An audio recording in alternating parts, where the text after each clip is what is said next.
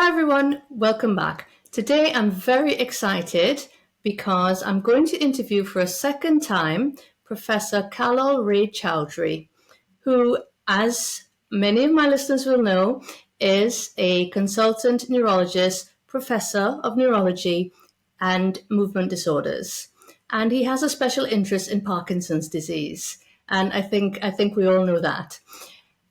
In fact, if you or anyone who you care about is affected by Parkinson's disease, I absolutely recommend that you have a look at our first interview because it was absolutely amazing.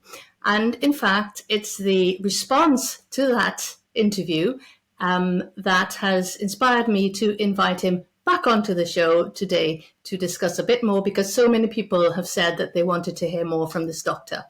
So, Ray, welcome. Thank you so much for accepting my invitation to join me again. Thank you very much, Gail. Very nice to come back and very nice to hear that people liked the first interview we did because it, I think, affects real life people in real life setting. That's what I try to do in my research. So very happy people liked it and very happy that you've asked me back. Perfect. So, today we're going to discuss a very exciting development in the care of people with Parkinson's disease, and one which I understand you think has the potential to revolutionize care in Parkinson's disease. So, today we're going to talk about your dashboard for Parkinson's disease. Yes, thank you, Gail, and thank you for giving me the opportunity to talk about this. I would like to mention briefly the dashboard, as you mentioned. It's actually a brainchild of myself and Sir Nicholas Mostyn, who's a very well-known, celebrated judge, retired judge, who has Parkinson's and who is my Oh, I patient. see. And he's also the one of the members of the Movers and Shakers group, who broadcast, do a lot of podcasts on Parkinson's. So it's otherwise known as Chaudhuri Mostyn dashboard, and it it basically is not rocket science.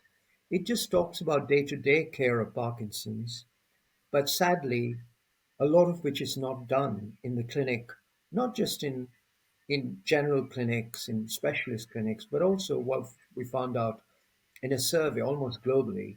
And what we're trying to do, therefore, is through this dashboard and through the related devices, aims to touch the people with Parkinson's and their carers across all races, all cultures, and hopefully globally.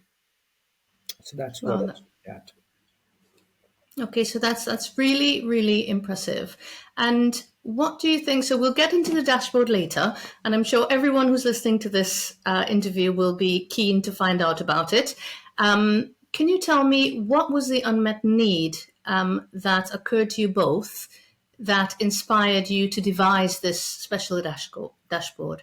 So for many, many years, as you know, I've been engaged with Parkinson's care and research for over 20, 30 years almost now, coming up to.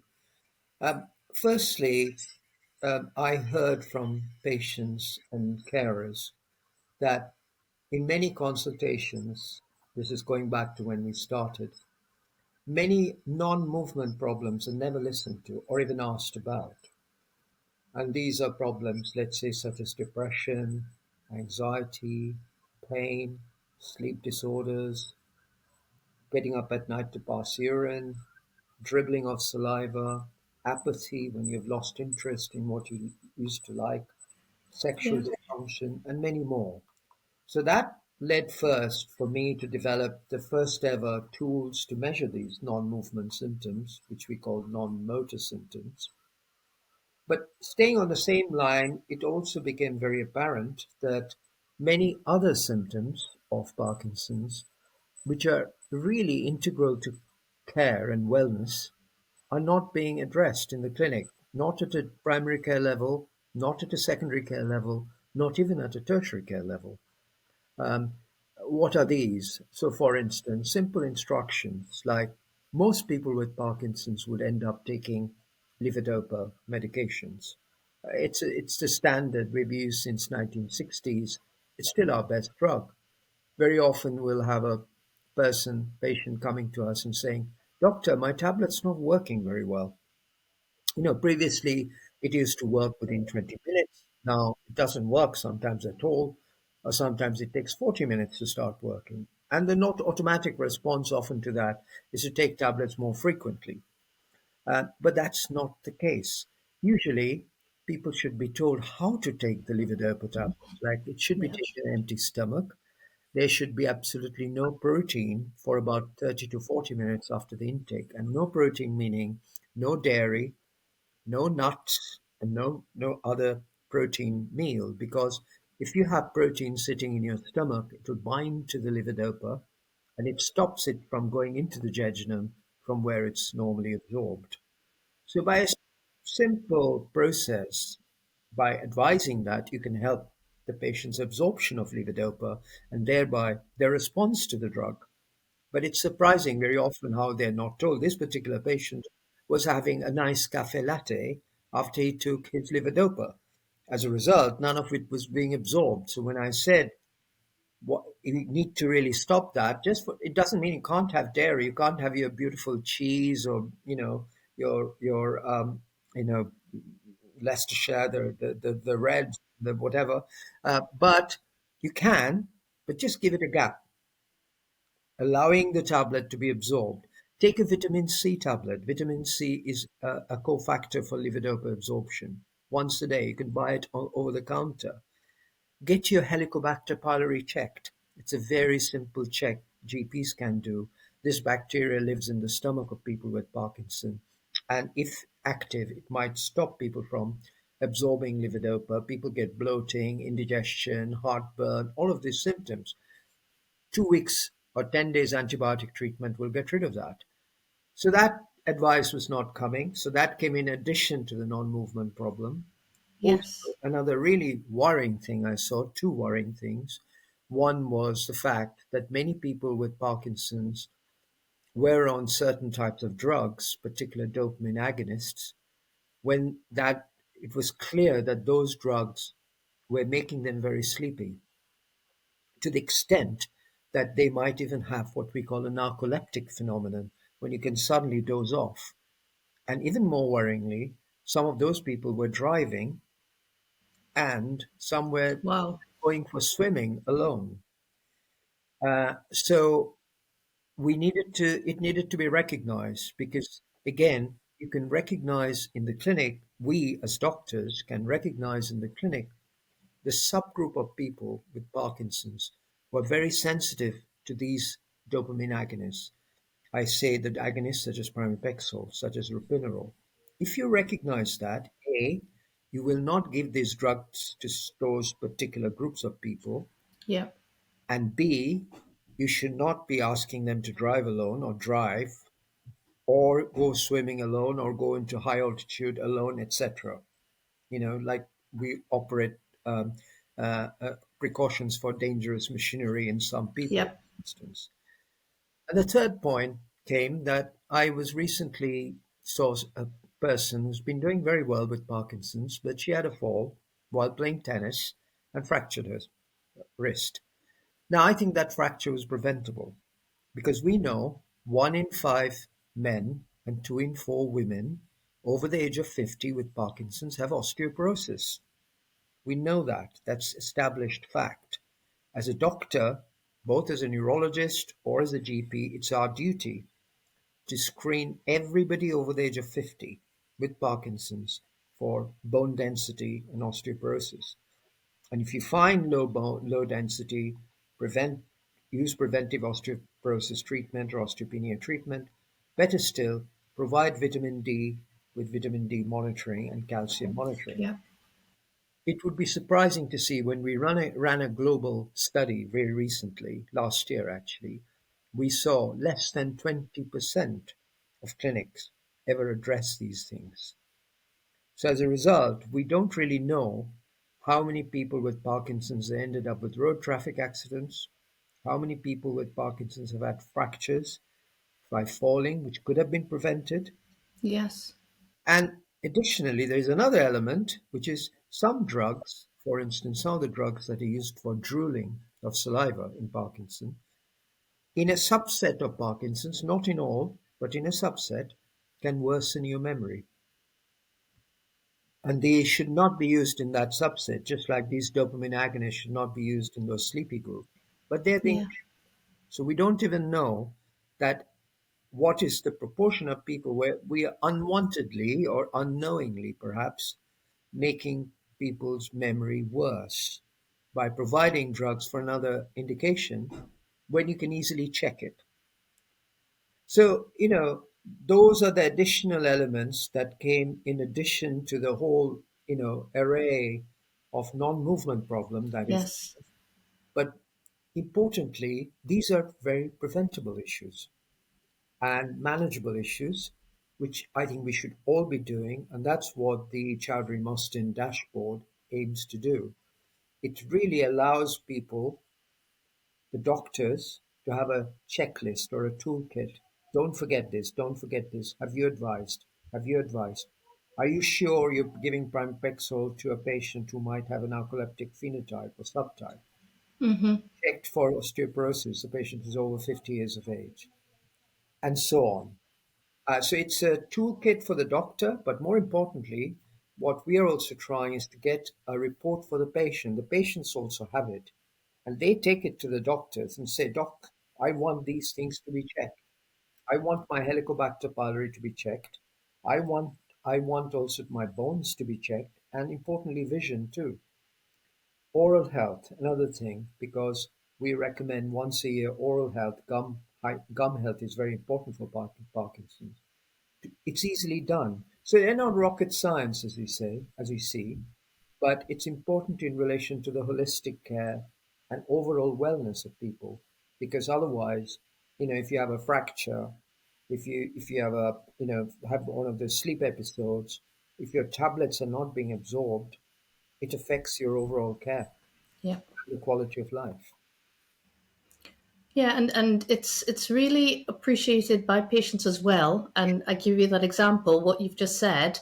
You said similarly in the previous interview. I can't tell you how many patients commented to say, "I've never been told this. I've Yes, never been told how to take, yes, you and know, and when I the medication." agree. And when I tried to popularize or perhaps talk about the dashboard a little bit with people, the general view from a lot of people were, but we should be doing that anyway. But the Yeah, fact is, we are not. And there are many reasons for it. We are, most of the medics are very pressed with timing. They may not see very many people with Parkinson's, and the focus is usually always on the movement, take some levodopa, come back in exactly. months. That's not good enough, in my view. But we also know we have a very pressed health service. So by doing this dashboard, and in future we want to make an app out of it, one for the doctor, one for the patient. We also want to empower the patient because you don't have to wait 6 months to be told, don't take your tablet with milk or Yeah, don't you take your tablet with dairy. Our app will tell you that. So it's self-help technology yeah, as well. it's brilliant. So that's the idea behind it, and at the same time, empowering patients to go to their GP or to their doctor. Again, you don't have to go to a neurologist to get your bones checked. The general practitioner can do that. So there's all this waiting list. I wait 6 months to see my doctor. I wait 6 months to see my nurse specialist. We take that out of the equation. Do it yourself. Empowering people with Parkinson's. So that's another key aim of this. Yeah, I'm completely in support. I mean, I did a similar thing actually, coincidentally, for patients who have Turner syndrome, which is again a complex condition with many kind of aspects to it. And it just really empowers patients. They've got their records, they know. And for example, I mean, I call it a passport rather than dashboard. But if you move country, if you're on holiday somewhere else, you've got your information with you clinically, which might be relevant to, healthcare wherever you are. So it's all about empowering patients. So how You and said where? something, if I Go. can interrupt, you said something really very important there, that wherever you are. Another thing we Yeah, found very recently, I've done several international trips talking about the dashboard, how well it's been received wherever I've spoken about it. So it's a problem that's not just unique to us here in the UK, but I've spoken about it in Australia, in Hong Kong, in Poland, in South Africa, and everywhere it resonates. So we are very hopeful that once we get this out, it would be really for a global wellness type help for people with Parkinson's and their care. Okay, and in terms of implementation, how and where do you envision it being used? Is it at all levels of care? Is it at primary care, secondary care, tertiary care? Is it the neurology clinics? Will GPs use it, or is it just across the piece really? It's an excellent question. So what we envisage is that um, initially we just have a paper version of these simple advices, Yeah, which we would like to perhaps, and it's not done yet, but perhaps through your website and others, we can make it available for people. It, yeah, it definitely. can just download that. I would just give you an example. I had recently a patient from New Zealand, and I gave this dashboard to the patient. She went back and she said her GP wanted 10 copies so that in New Zealand, so that they circulate it amongst themselves. So it's actually very popular amongst the general practitioners as well. So what we first want to do is do a paper copy distribution through as many agencies as we can, through perhaps you know programs like yourselves, through movers and shakers, through Parkinson's UK, and through our own clinic. But the key development we are now trying to do, and we're fundraising for it, is to develop an app. That app would be a smartphone app, which will have a medical doctor section, which allows the doctor to do some assessments, aided by some videos and aided by some simple tools.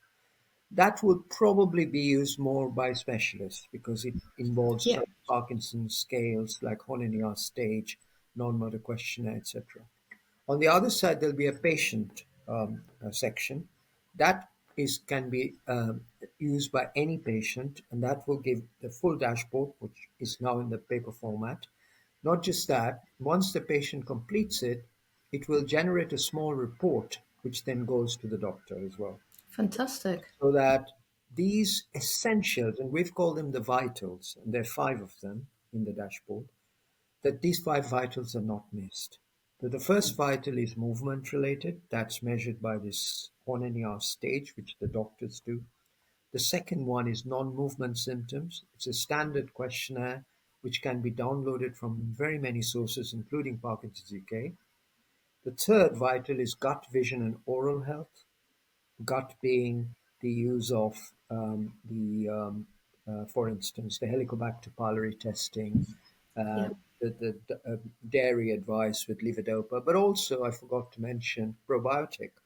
There's growing evidence now that certain types of probiotic are extremely useful for Parkinson. It enriches the gut microbiota, which we know is abnormal in Parkinson. We yeah, have preliminary data to suggest showing, not preliminary, actually fairly convincing data to show that, for instance, a probiotic called Simproof does that. People take it and it enriches your microbiota. And there's convincing evidence now it improves your depression, anxiety, and sleep by a wow, non-medical performance. Then the fourth vital is bones, as we mentioned. And the fifth vital is co-medications. Do not give pramipexole or ropinirole to a sleepy Parkinson.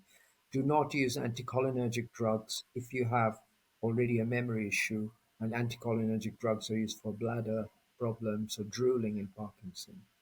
And then finally, linked with that are some simple advices like physical exercise. We know how important it is. It's like taking dopamine.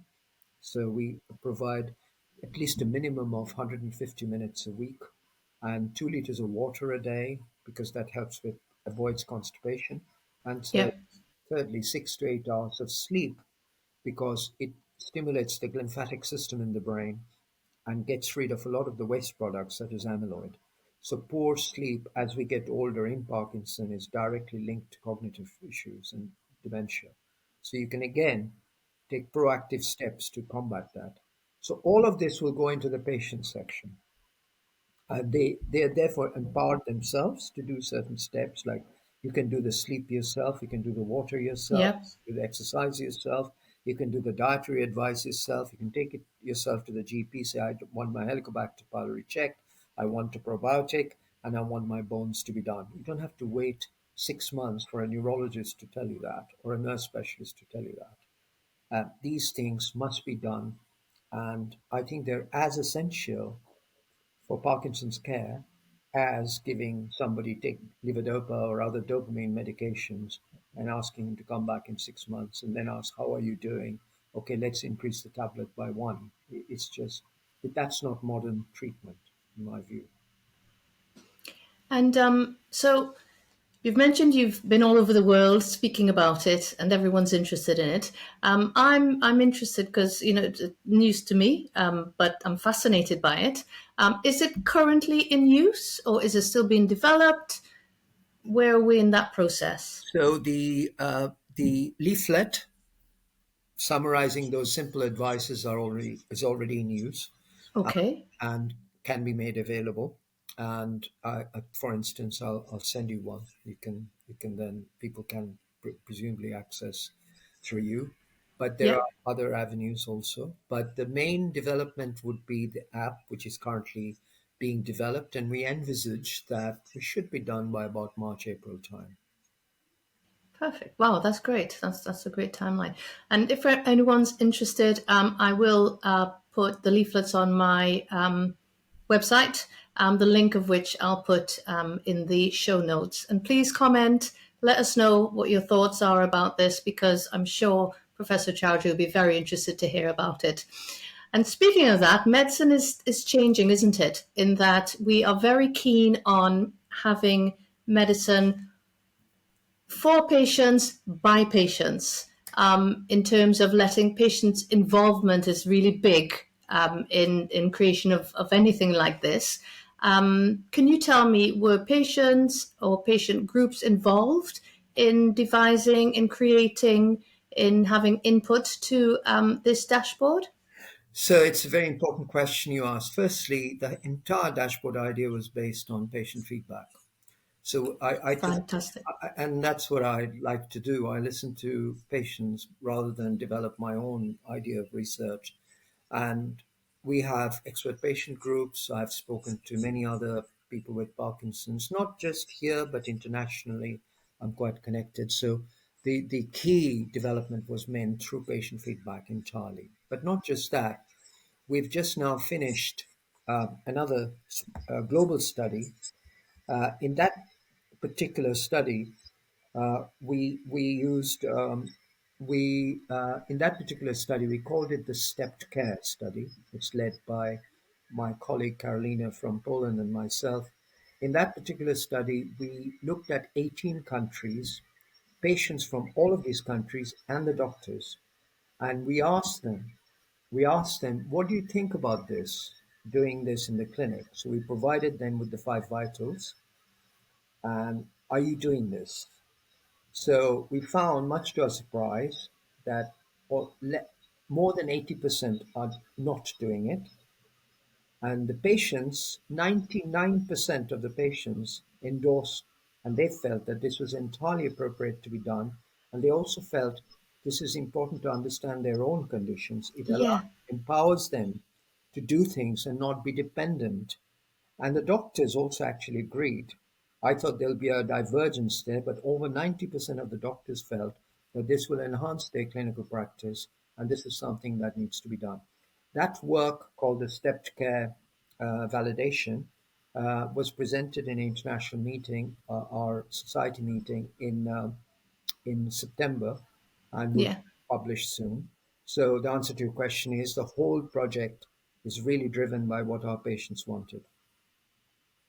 That's fantastic. And have you, is it too early to have feedback from patients who weren't directly involved, for example, in the project? I know it's fairly early, and I know the app hasn't been developed yet. But so far, have you been pleased with the feedback that you've had from patients? Are they appreciate? It's almost a rhetorical question because I couldn't imagine any patient not appreciating this, because so much thought, so much effort has gone into it, and a real emphasis on holistic care, which I think everyone is interested in. But can you speak to any feedback you've had so far? Yeah, so I have had quite a lot of feedback. Let me give you some examples. I have people with Parkinson's who've been relatively young people in their 40s or early 50s, who have just been maintained on the wellness advices in the dashboard. So Right. exercise, probiotic, um, sleep, water, etc., and a simple rasagiline tablet, which we use generally, um, now coming up to 3, 4 years without needing any other therapy or treatment. Wow. There are several people I have like that, Gosh. and they've been absolutely, and they're very fit, they're active, they're working. Some of them are in social media.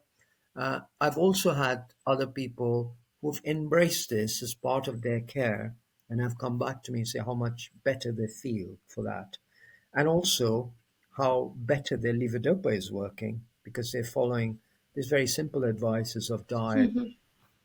Some of them had helicobacter infection that's been treated and so on. So I think the initial feedback has been extremely positive. Nobody's really come back and said it's rubbish, it hasn't worked, no point doing it. We haven't had that, or I haven't had that. And I think once the app is out, we'll have to see how people feel about using the app, Yeah. they feel about being empowered, because the app will empower them. And we need to then really lobby our policymaking bodies, because this is not should not be exclusive to a group. This is something that should be provided with everybody with Parkinson on a regular basis. This is good clinical practice.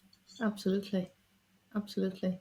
And yeah, I couldn't agree with you more about, I mean, that's what this is about, empowering patients and the enormous difference it makes to patients' care and patients' lives just to have, it sounds like simple piece of information, but obviously so much research has gone into it. I mean, that advice about probiotics, I'm sure I'm going to get loads of comments about that because, I assume that is not widely known, and it's a pretty simple thing you can do to incorporate into your diet that it sounds like can have an enormous effect, Yes, like how you take yes. the medication, like the sleep, and various things that we might take for granted, but actually can really, really impact the course of a condition. And I think the important thing is that in the past, if you talked about these things, which are seen as, some of my colleagues might regard them as soft touch approaches, perhaps, or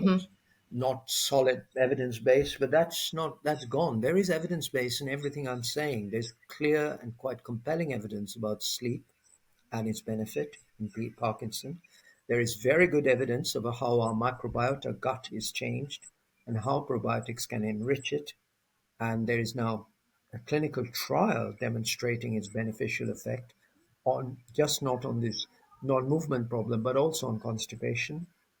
There is also very compelling evidence that, if anything, physical exercise not only provides dopamine input into the brain, similar to the tablets, but Yeah, also might even have a protective action in the long run. So these are evidence-based advices. It's not just a, allied health soft touch approach that yeah. some of my colleagues sometimes would think. And it's really time we embrace this as part of routine care of Parkinson, as important as providing your levodopa, dopamine agonist, enzyme inhibitors, etc.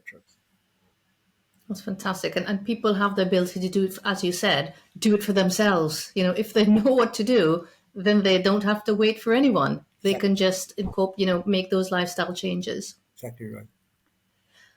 Okay, so, well, finally, I think, if you get your wish, I guess, that this dashboard is used widespread throughout throughout the UK and throughout the world, what do you think the effect would be on the care of patients with Parkinson's disease? How great a magnitude do you think the impact will be?